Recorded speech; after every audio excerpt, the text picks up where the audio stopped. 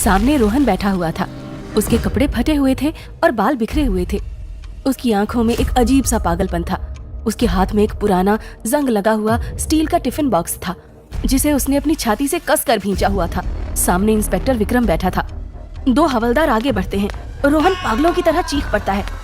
कमरे में सन्नाटा छा जाता है। इंस्पेक्टर विक्रम हाथ के इशारे से हवलदारों को रोकता है। पागल हो गया है क्या?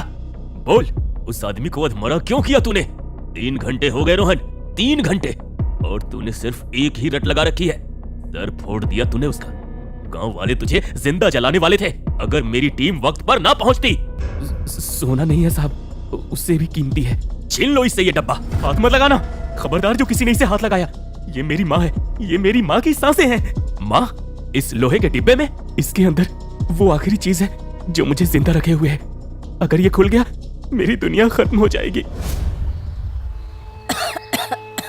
रोहन, ए रोहन, उठ जा बेटा, सुबह हो गई है, ठेला लगाने का वक्त हो गया है।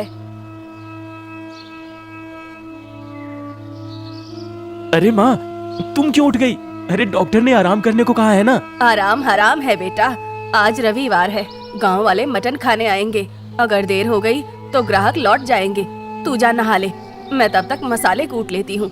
मेरी तबीयत थोड़ी ढीली लग रही है आज।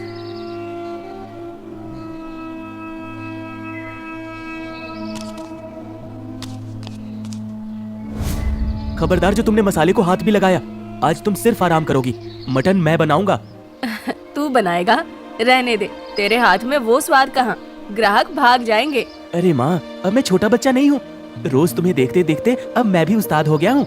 आज देखना, ऐसा मटन करी बनाऊंगा कि लोग उंगलियां चाटते रह जाएंगे। तुम बस ठेला साफ कर देना, बाकी जिम्मा मेरा। हाँ? सावित्री की आंखों में गर्व दिखाई देता है। रोहन आस्तीन ऊपर चढ़ाता है और काम पर लग जाता है।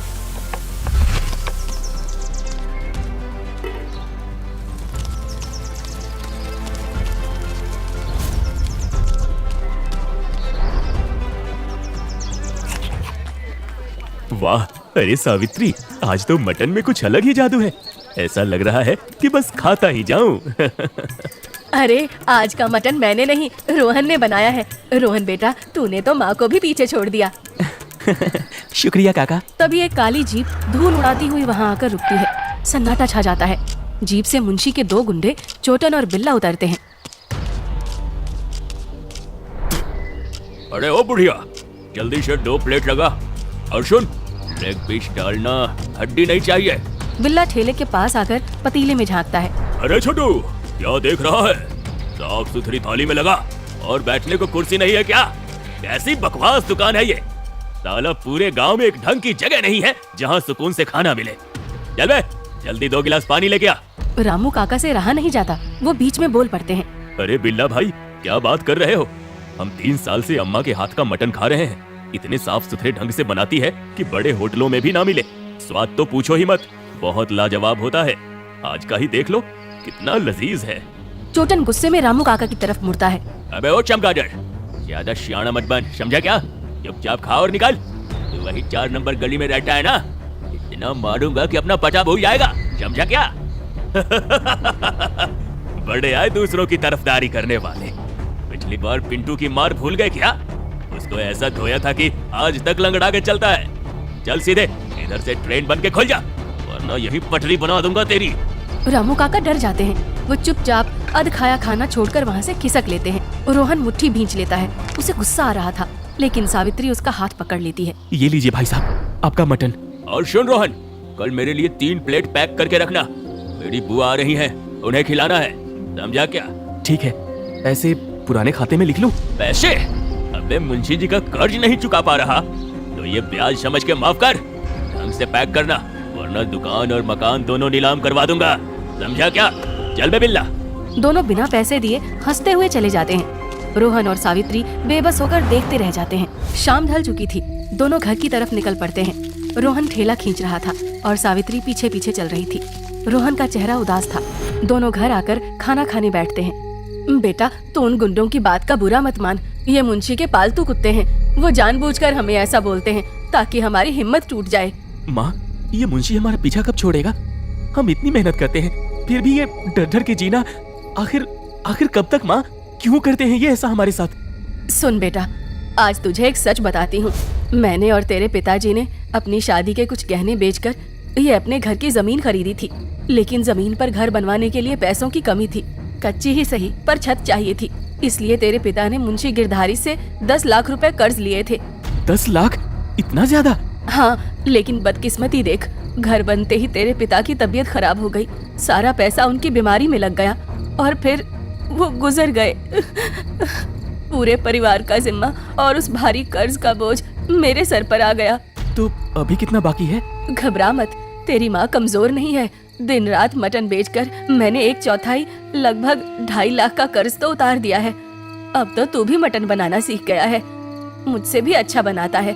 अगर हम दोनों मिलकर मेहनत करेंगे तो बाकी बचा कर्ज भी उतार देंगे। सब ठीक हो जाएगा बेटा। रोहन माँ की हिम्मत देखकर भावुक हो जाता है। हाँ माँ, मैं दिन रात एक कर दूंगा। हम ये कर्ज भी चुकाएंगे और अपना पक्का मकान भी बनाएंगे। सुबह हो जाती है। रोहन ठेले पर खड़ा था, तभी एक नौजवान सूट बूट में काला चश्मा लगाए वहाँ पर आता है। अरे मुक्कू भैया, आप इतने दिनों बाद गांव में भी नहीं दिख रहे थे। अरे रोहन मेरे भाई, मैं शहर चला गया था, वहाँ मैंने नया काम शुरू किया है, वीजा कंसल्टेंसी। दुबई और सऊदी में काम दिलाने के लिए वीजा और पासपोर्ट तैयार करवाता हूँ। अब मैं वीजा एजेंट बन गया हूँ। सावित्री जो पीछे बर्तन धो रही थी, ये सुनकर आगे आ जाती है। बेटा मुक्कू, जुग जुग जियो। बेटा एक विनती है, मेरे रोहन को भी कहीं दुबई में काम लगवा दे, तेरा बहुत भला होगा। अरे चाची, आप कैसी बातें कर रही हैं? रोहन तो मेरा भाई जैसा है। बहुत भला इंसान है तू बेटा। देख, ये मटन बहुत अच्छा बनाता है, वहाँ के लोग तो खूब चाव से खाते होंगे ना। चाची, आपने तो मेरे मुंह की बात छीन ली। वहाँ के बड़े बड़े होटलों में इंडिया के रसोइयों की बहुत जरूरत है और रोहन के हाथों में तो जादू है। आप फिक्र मत करो, अगले महीने की फ्लाइट समझो, रोहन अब दुबई जाएगा और रियाल में कमाएगा। सच में भैया? हाँ भाई, बस पासपोर्ट और वीजा की तैयारी कर लो। एक खुशी की लहर दौड़ जाती है।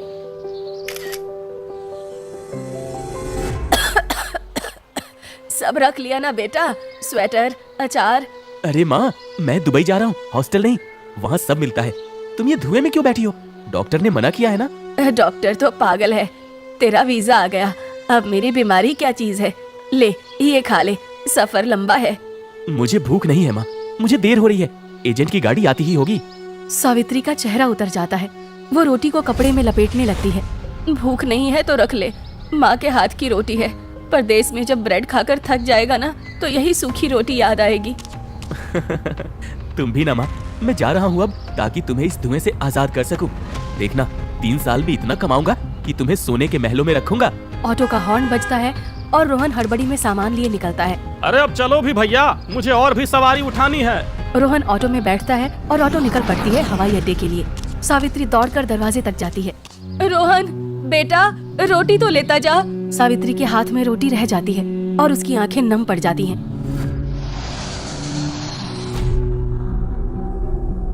6 महीने हो गए, वो लड़का दुबई चला गया और यहाँ वो बुढ़िया अभी भी वो ठेला चला रही है। मुझे वो ठेला वहाँ जरा भी पसंद नहीं है। हाँ मालिक, उसकी दुकान बहुत चल रही है। सुना है लड़का दुबई से पैसे भी भेज रहा है। यही तो दिक्कत है, उसकी जमीन मेरी दुकान से सटी हुई है। अगर वो बुढ़िया कर्ज चुका देगी तो जमीन मेरे हाथ से निकल जाएगी। उस जमीन का भाव आसमान छू रहा है, आसमान। मुझे वहाँ शॉपिंग कॉम्प्लेक्स बनाना है, मुझे वो जमीन चाहिए, जमीन किसी भी कीमत पर। तो क्या करें मालिक, घर में आग लगा दें? बेवकूफ, पुलिस केस हो जाएगा। कुछ ऐसा करो कि सांप भी मर जाए और लाठी भी ना टूटे। उस बुढ़िया को गांव से ही बेदखल कर दो। आप फिक्र मत कीजिए मुंशी जी, इस बुढ़िया का काम गांव वाले ही कर देंगे। अरे कैसे? जादू टोना। आप बस देखते जाइए मालिक। रोहन दुबई में कड़ी मेहनत करता है। वो मनी ट्रांसफर ऑफिस से माँ को पैसे भेजता है और माँ को फोन लगाता है। माँ, पैसे मिले? दवाई ली? हाँ बेटा, सब ठीक है, तू बस अपना ख्याल रखना। तूने खाया कुछ? हाँ माँ, मैंने खा लिया। अब मैं होटल के लिए निकल रहा हूँ। किसी भी चीज की जरूरत लगे बेझिझक बोलना। हाँ बेटे, तुझे नहीं बोलूंगी तो किसे बोलूंगी? ठीक है माँ, अपना ख्याल रखना। दोनों माँ बेटे अपने अपने काम पे निकल पड़ते हैं। रोहन के जाने के बाद सावित्री अकेली पड़ गई थी। काम का बोझ ज्यादा था। एक दिन भिखारी बबलू, जो एक पैर से लंगड़ा था, ठेले के पास आता है। अम्मा, 2 दिन से कुछ नहीं खाया, थोड़ा चावल पानी दे दो, भगवान भला करेगा। बैठ बेटा, अभी देती हूँ। सावित्री उसे पेट भरकर मटन चावल खिलाती है। बबलू खाते खाते रोने लगता है। अम्मा, जिंदगी से तंग आ गया हूँ। भीख मांगते हुए शर्म आती है। कुछ काम मिल जाता तो आपका बहुत एहसान होता। देख बेटा, मेरा लड़का परदेश गया है, मैं अकेली हूँ। अगर तू चाहे तो मेरे साथ ठेले पर मदद कर दे। बर्तन धो देना, झाड़ू लगा देना, 3 टाइम का खाना यहीं खा लेना, और अगर ज्यादा मुनाफा हुआ तो थोड़े पैसे भी ले लेना। अम्मा, आप तो देवी हो, मैं तन मन धन से सेवा करूंगा। हेलो माँ, आवाज आ रही है? माँ, पैसे मिले? इस बार मैंने थोड़ा जल्दी भेज दिया। दवाई ली तुमने? हाँ बेटा, मिल गए पैसे, दवाई भी ले ली। मैं बिल्कुल ठीक हूँ, तू चिंता मत कर। पक्का ना? तुम्हारी आवाज थोड़ी थकी हुई लग रही है। अरे वो तो सुबह जल्दी उठ गई थी बस। तू बता, तूने खाया कुछ? टाइम पे खा पी लिया कर। हाँ माँ, मैं खा लूंगा। अभी होटल के लिए निकल रहा हूँ, तू अपना ख्याल रखना। हाँ बेटा, मैं ठीक हूँ, तू अपना ख्याल रखना।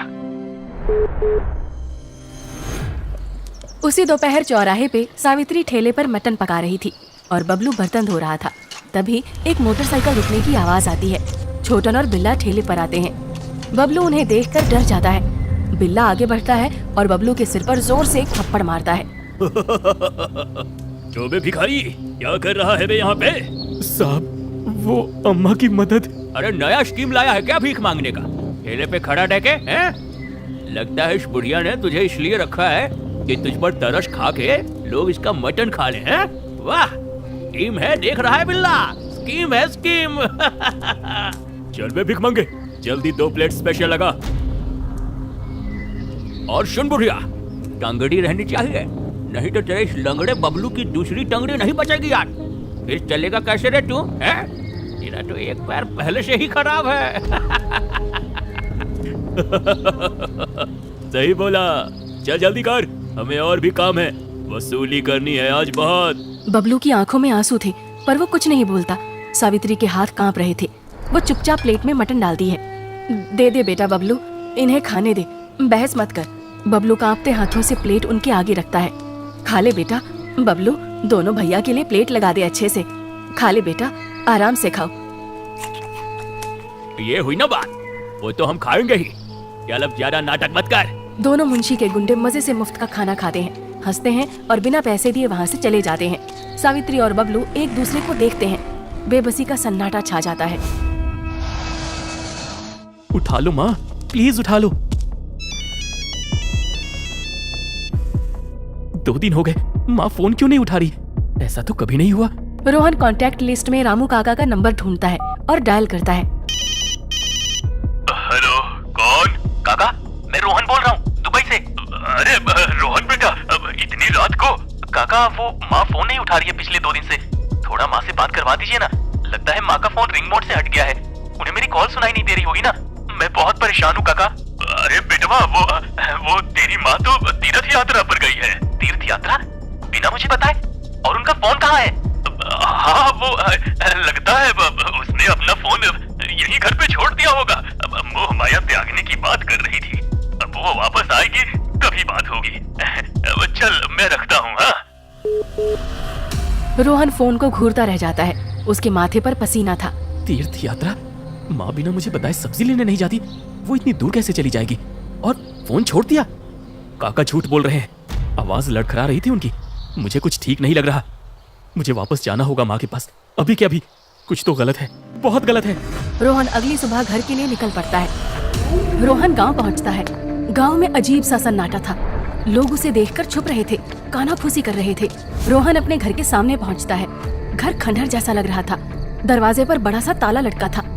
काका ने तो कहा था माँ अगले हफ्ते आएगी, ये घर की हालत ऐसी क्यों है? रोहन ताला तोड़ता है और घर के अंदर घुसता है। घर के अंदर धूल की मोटी परत थी, जाले लगे हुए थे। ऐसा लग रहा था जैसे यहाँ महीनों से कोई नहीं रह रहा। माँ, कहाँ हो तुम? तभी पीछे से दरवाजे पर आहट होती है। रोहन पलटता है। काका खड़े थे, उनके चेहरे पर पसीना था। अब रोहन, तुम कब आए? मेरी माँ कहाँ है काका? तीर्थ यात्रा का झूठ क्यों बोला? ये घर महीनों से बंद क्यों है?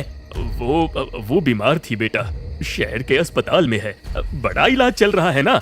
मैंने तुम्हें इसलिए नहीं बताया कि तुम परदेश में परेशान हो जाओगे। कौन सा अस्पताल? अभी चलो। अभी नहीं, रात बहुत है, सुबह चलेंगे। तुम आराम करो ना। काका वहाँ से जल्दी निकल जाते हैं। रोहन को यकीन नहीं होता।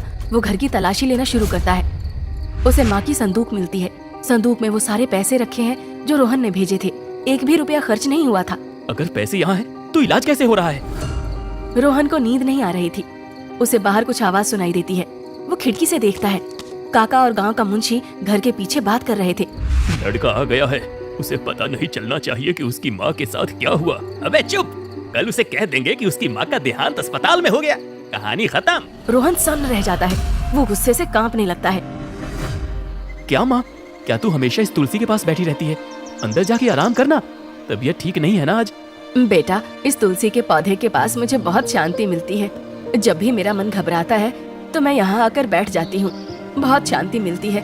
तू दुबई जा रहा था, अकेले रहेगा तो मन घबरा रहा था, इसीलिए बैठी थी। चल, तेरे लिए खाना लगा देती हूँ। आज दोनों मिलके खाएंगे, चलो माँ। रोहन उसी तुलसी के पौधे के पास बैठकर फूट फूट कर रोने लगता है। माँ, माँ, माँ। वो गुस्से में बाहर निकलने ही वाला होता है कि उसकी नजर आंगन में तुलसी के पौधे के पास की जमीन पर पड़ती है। वहाँ की मिट्टी ताजी खुदी हुई लग रही थी। रोहन का दिल जोर से धड़कता है। बारिश शुरू हो जाती है। बादल गरजते हैं। वो पागलों की तरह हाथों से मिट्टी खोदने लगता है। बारिश शुरू हो जाती है। माँ, माँ, तुम यहाँ नहीं हो सकती। काफी खोदने के बाद उसे कुछ नहीं मिलता। बस एक पुराना स्टील का टिफिन बॉक्स मिट्टी में गड़ा हुआ मिलता है। वही टिफिन जो उसके पास पुलिस स्टेशन में था। रोहन कांपते हाथों से टिफिन निकालता है। मुंशी और रामू काका उसे देख लेते हैं और उसकी तरफ भागते हैं। पकड़ो इसे, अरे वो डब्बा छीन लो। रोहन डब्बा लेकर वहाँ से भागता है, लेकिन मुंशी उसका रास्ता रोकता है। रोहन उसी टिफिन से मुंशी के सिर पे मारता है और मुंशी वहीं बेहोश हो जाता है।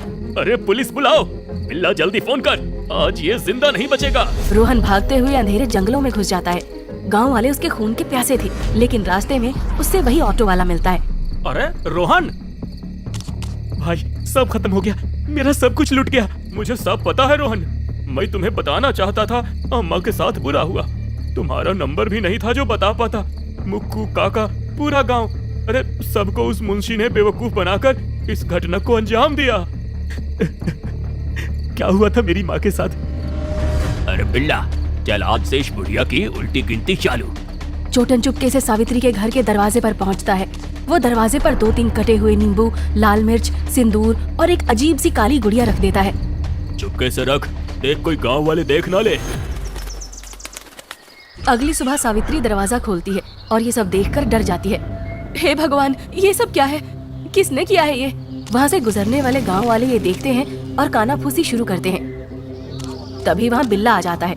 देख रहे हो, बुढ़िया के घर के बाहर रोज टोटका मिलता है। हे भगवान, ये क्या कर रही है तू?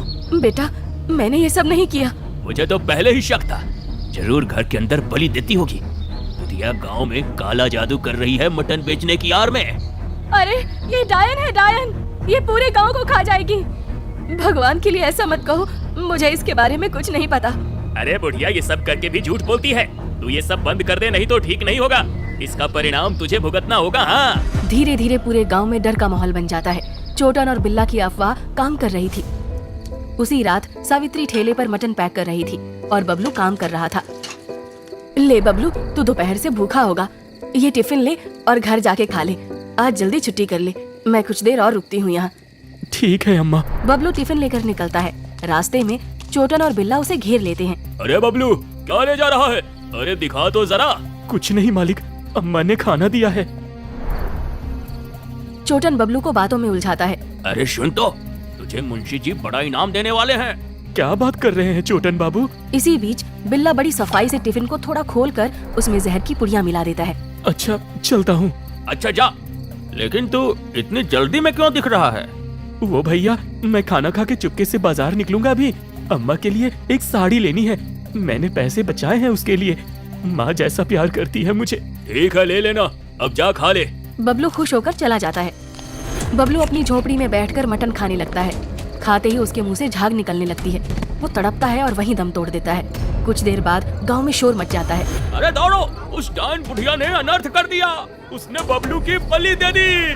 पूरा गांव इकट्ठा हो जाता है। बबलू की लाश के पास वो टिफिन पड़ा था। मैंने कहा था ना, ये औरत काला जादू करती है।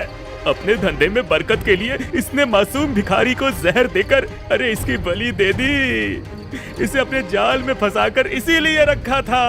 भीड़ उग्र हो जाती है। भीड़ मशालें लेकर सावित्री के घर पहुंचती है। सावित्री घबराई हुई बाहर आती है। अरे मारो डायन को, जला दो। मारो डायन को, जिंदा मत छोड़ो इसे, ये डायन है। क्या हुआ भैया, आप लोग ऐसा क्यों बोल रहे हो? मैंने कुछ नहीं किया। कोई उसकी नहीं सुनता। लोग उसके ठेले में आग लगा देते हैं। सावित्री चिल्लाती है, रोती है, नहीं ऐसा मत करो, मैंने कुछ नहीं किया। इस औरत को पुलिस के हवाले करने से पहले सजा मिलनी चाहिए। इसे जलाओ मत, इसे इसके ही घर में कैद कर दो। इसका दाना पानी बंद।